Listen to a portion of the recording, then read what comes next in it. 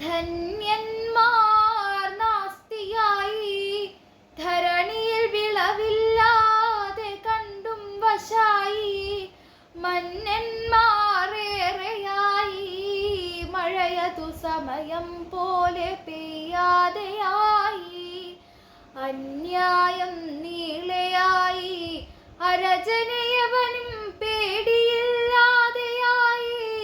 നന്നായിപ്പോൾ നിനച്ചാൽ കലിയുടെ ഫലിതം മൂത്തുമൂത്തേവമായി. എഴുതുന്നതെന്തും പദ്യത്തിലാക്കുക എന്ന ശീലമുള്ളൊരു കാലമുണ്ടായിരുന്നു. കുഞ്ഞിക്കുട്ടൻ തമ്പുരാൻ നടുനായകത്വം വഹിച്ച പെൺമണി പ്രസ്ഥാനകാലത്താണ് അത് മലയാളത്തിൽ വളരെ പുഷ്കലമായത്. അടുത്ത കാലം വരെയൊക്കെ അത് നിലനിന്നിരുന്നു. കത്തുകൾ ശ്ലോകത്തിൽ എഴുതുക എന്നുള്ളൊരു രീതി.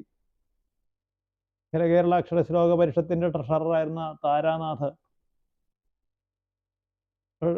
പരിഷത്തിൻ്റെ മുഖപുസ്തകമായ കവന കൗതുകത്തിൻ്റെ വരിസംഖ്യ തീരുമ്പോൾ ഒരു കാർഡിൽ കവന കൗതുകമാസിക വേണമെന്ന വിട നിന്നൊരെഴുത്തെഴുതിയിട്ടുമോ അവധിയായി വരിസംഖ്യ പുതുക്കുവാൻ വിവരമോർമ്മ വരുത്തുകയാണു ഞാൻ എന്ന് കത്തെഴുതിയിരുന്നു.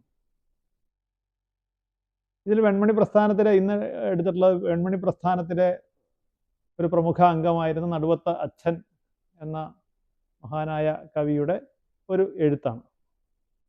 ധന്യന്മാർ നാസ്തിയായി ധരണിയിൽ വിളവില്ലാതെ കണ്ടും വശായി. ധന്യന്മാർ ലോകത്ത് ഇല്ലാതെയായി. ഭൂമിയിലാണെങ്കിൽ ധരണിയിൽ വിളവുകളില്ലാണ്ടായി. മന്നന്മാരേറെയായി മഴയതു സമയം പോലെ പെയ്യാതെയായി. രാജാക്കന്മാർ ധാരാളം ഉണ്ടായി, മഴയൊന്നും കൃത്യസമയത്ത് പെയ്യാതെയായി. കാലാവസ്ഥ ഒരു സുഖമില്ലാത്ത അവസ്ഥയിലായി. അന്യായം നീളയായി അരചനയവനും പേടിയില്ലാതെയായി. ലോകം മുഴുവൻ അന്യായമായി. അരചന അല്ലെങ്കിൽ ഭരണാധികാരികളെ ആർക്കും പേടിയില്ലാതെയായി. നന്നായി ഇപ്പോൾ നിനച്ചാൽ കലിയുടെ ഫലിതം മൂത്തേവമായി. ഇങ്ങനെ നമ്മൾ ആലോചിക്കുകയാണെങ്കിൽ കലികാലത്തിൻ്റെ ഒരു ഫലിതമാണ്, അല്ലെങ്കിൽ ഇതിൻ്റെ മൂത്ത് ഇങ്ങനെ ആയതാണ് എന്നാണ്. വളരെ സിമ്പിളാണ് ശ്ലോകത്തിൻ്റെ അർത്ഥം എന്നാണ് ശ്ലോകത്തിൻ്റെ അർത്ഥം.